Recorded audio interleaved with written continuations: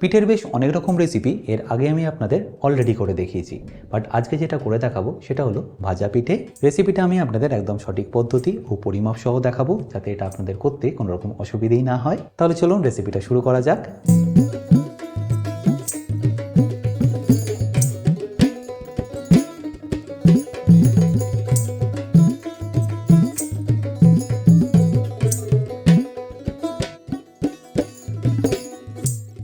By the way, আমি chef Atanu, আপনারা দেখছেন অতনুর রান্নাঘর, আর আজকে আমাদের রেসিপি ভাজা পিঠে। তাহলে এই ভাজা পিঠেটা বানানোর জন্য সর্বপ্রথম এখানে আমি একটুখানি মুগ ডাল ভালো করে ভেজে নেব। তার জন্য একটা ফ্রাইং প্যান নিয়ে আমি এখানে দিয়ে দিচ্ছি মুগ ডাল। আমি এখানে টোটাল 200 গ্রাম মুগ ডাল নিয়ে নিলাম। আর মুগ ডালটা দেওয়ার পরে এটাকে ভালো করে আপনাদের শুকনো খোলায় একটু ভেজে নিতে হবে। খুব বেশি এখানে লাল করে ভাজার আপনাদের দরকার নেই, জাস্ট হালকা একটু কালার আসলে এটাকে আপনাদের তুলে নিতে হবে।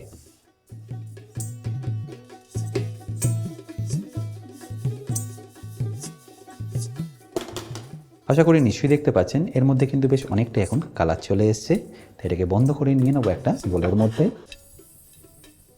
এবার এটাকে ভালো করে আমি একটু ধুয়ে নেব। খুব বেশিবার এটাকে ধোয়ার কিন্তু দরকার নেই, তাহলে এর যে ফ্লেভারটা আছে সেটা চলে যাবে। 1 থেকে 2 বার ভালো করে ধুয়ে নিয়ে এটাকে আপনারা ব্যবহার করতে পারেন। আচ্ছা, এবার ডালের পরে আমি এখানে কেটে নিচ্ছি একটা আলু।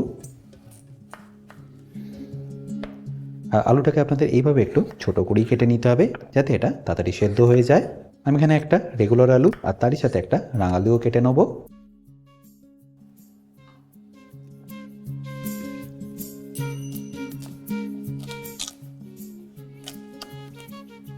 আর রাঙালুটাকেও দেখুন আমি এখানে এরকম ছোট ছোট করেই কেটে নিচ্ছি। আর কাটা হয়ে গেলে ডাইরেক্টলি দিয়ে দেবো এটাকে প্রেশার কুকারের মধ্যে। আর তারই সাথে দিয়ে দেবো ভেজে রাখা ডালটাও। আচ্ছা, এবার এখানে আপনাদের জল দিয়ে দিতে হবে। 200 গ্রাম ডালের জন্য 400 মিলি, মানে যতটা ডাল নেবেন তার ডবল এখানে আপনাদের জল দিয়ে দিতে হবে। আশা করি নিশ্চয়ই দেখতে পাচ্ছেন এই লেয়ারটার বেশি কিন্তু আপনাদের জলটাকে দিতে হবে না। এবার ঢাকনাটা বন্ধ করে দিয়ে আমি এখানে 2টো সিটি দিয়ে দেবো।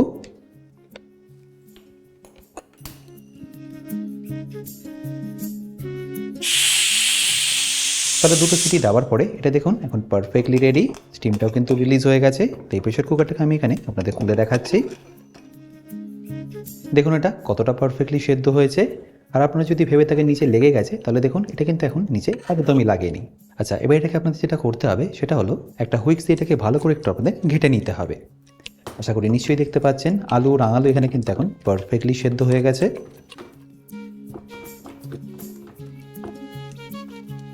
তাহলে এটা এখন পারফেক্টলি ম্যাশ হয়ে গেল। আর ম্যাশ করার পরে দেখুন এর টেক্সচারটা ঠিক কীরকম এসছে। আর এখানে 200 গ্রাম ডালের জন্য আপনাদের দিয়ে দিতে হবে 200 গ্রাম খেজুরের গুড়। আপনারা চাইলে এখানে খেজুর পাঠালেও কিন্তু কেটে ব্যবহার করতে পারেন, আর সেক্ষেত্রে আপনাদের মেশাতে একটু অসুবিধেই হতে পারে। তারপর এটাকে একবার ভালো করে মিশিয়ে নিন।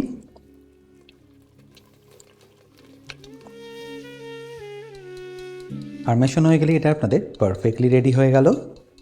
তাহলে এবার এর পুরটা বানানোর জন্য আমি এখানে নিয়ে নিচ্ছি একটা কড়াই। আর কড়াইটা নিয়ে গ্যাসটাকে বন্ধ করে আমি এর মধ্যে নিয়ে নিচ্ছি নারকোল। এটাকে আমি ভালো করে আগে থেকে গ্রেট করে রেখেছি। আর তারপরের মধ্যে দিয়ে দেবো আমি খেজুরের গুড়। আমি এখানে 300 গ্রাম নারকেলের জন্য নিয়ে নিয়েছি 150 গ্রাম খেজুরের গুড়। ব্যাস, এবার এটাকে ভালো করে আপনাদের মেখে নিতে হবে।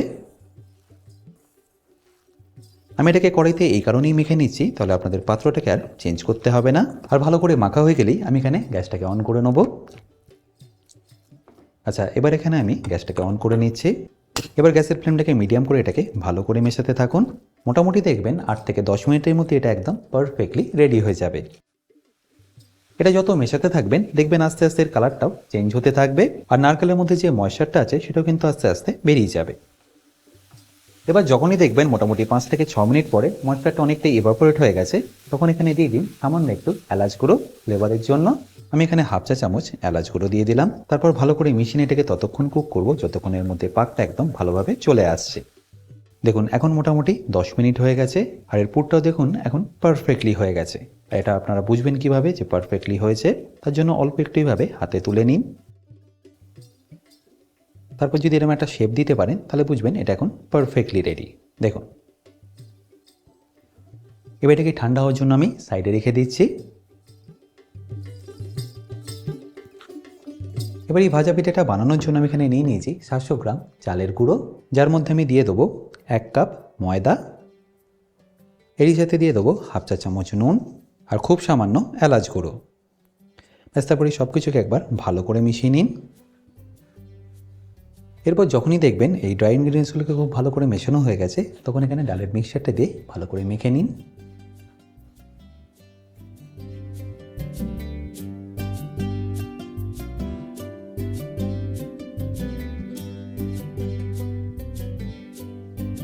এটা একটু গরম থাকা অবস্থাতেই আপনাদের এটাকে মেখে নিতে হবে।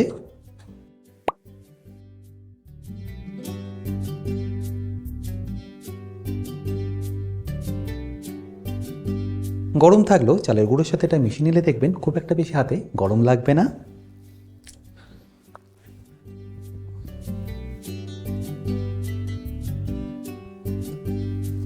তাহলে নিশ্চয়ই দেখতে পাচ্ছেন এটা এখন কিন্তু বেশ পারফেক্টলি মাখা হয়ে গেছে। আচ্ছা, এবার এটা দিয়ে আমি আপনাদের পিঠেটাকে বানিয়ে দেখাচ্ছি। এবার এটাকে বানানোর জন্য প্রথমে আমি একটা এরকম ছোটো লেচি কেটে নিচ্ছি। তারপর এটাকে আপনাদের একদম পারফেক্টলি গোল করে নিতে হবে। আচ্ছা, এখানে একটা ছোট্ট টিপস, এরকম যদি গোল না হয় বা এরকম স্মুথ যদি না হয়, সেক্ষেত্রে কিন্তু আপনাদের এটাকে আবার একটু ভালো করে মেখে নিতে হবে, তা না হলে পিঠেটা ভেজে নেওয়ার সময় কিন্তু ফেটেও যেতে পারে। এবার এর মধ্যে আপনাদের এইভাবে একটা পকেট তৈরি করে নিতে হবে, যাতে এর মধ্যে আপনারা ভালোভাবে পুরটা ভরে নিতে পারেন। দেখুন,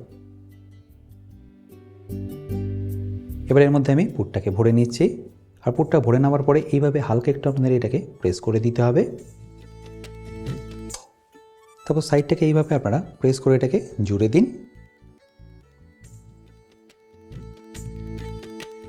এবার হাতের এই অংশটা দিয়ে এই কোণটাকে আপনাদের একটু মসৃণ করে নিতে হবে। দেখুন, ঠিক এইভাবে। তারপর ঘুরিয়ে নিয়ে এই সাইডটাকে আপনারা ওই একইভাবে করে নিন। দেখুন, এবার এই একইভাবে আমি বাকিগুলো রেডি করে নিচ্ছি। আচ্ছা, এখানে বলে রাখি, আপনারা যারা এখনও আমার অতনু রান্নাঘরের অ্যাডভান্স কুকিং কোর্সটা নেননি, তারা নিয়ে নিতে পারেন আমার নিজস্ব ওয়েবসাইট www.otonurannaghar.com থেকে। এই কোর্সটা মেনলি রেস্টুরেন্ট স্টাইল খাবারের ওপর। রেস্টুরেন্টে কি গ্রেভি বা কি সস বানিয়ে রাখে, যার জন্য আপনাদের 10 থেকে 15 মিনিটের মধ্যেই এই খাবারটা পরিবেশন করতে পারে, সেই সব কিছু আমি শিখেছি এই অ্যাডভান্স কুকিং কোর্সে। এই কোর্সের লিঙ্ক আমি যদিও ডিসক্রিপশন বক্সে দিয়ে রেখেছি, তাও বলে রাখি, কিন্তু যদি আপনাদের কোনো রকম অসুবিধা হয়, আমার সাথে এই হেল্পলাইনে যোগাযোগ করতে পারেন।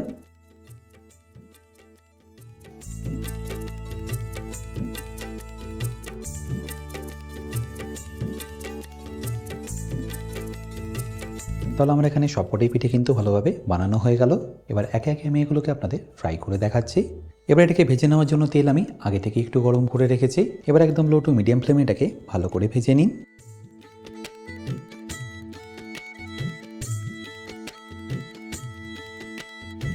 আবারও বলছি, তেলটা কিন্তু আপনারা খুব বেশি গরম রাখবে না, তাহলে ভেতর থেকে কিন্তু এটা কাঁচাই থেকে যাবে। আর একটু ভাজা হয়ে গেলে এটাকে এইভাবে হালকা হালকা করে মিশিয়ে নিন। আচ্ছা, এখানে বলে রাখি, আপনারা যারা অতনু রান্নাঘরের ইউটেন্সিলগুলো কিনে নিতে চাইছেন, লিঙ্ক আমি ডেসক্রিপশন বক্সে দিয়ে রেখেছি। অ্যামাজন থেকে সেটা আপনারা ইজিলি কিনে নিতে পারবেন।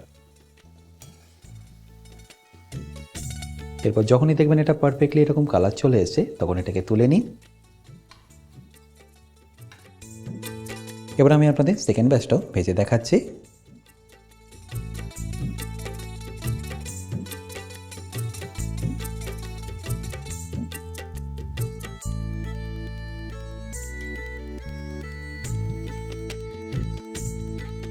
তাহলে নিশ্চয়ই দেখতে পেলেন সেকেন্ড ব্যাচটা আমার এখানে পারফেক্টলি রেডি হয়ে গেল।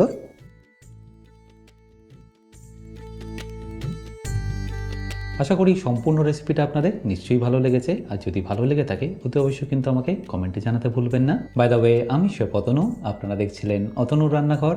দেখা হচ্ছে আপনাদের সাথে একটা নতুন রেসিপি নিয়ে নেক্সট এপিসোডে। ভালো থাকবেন, সুস্থ থাকবেন।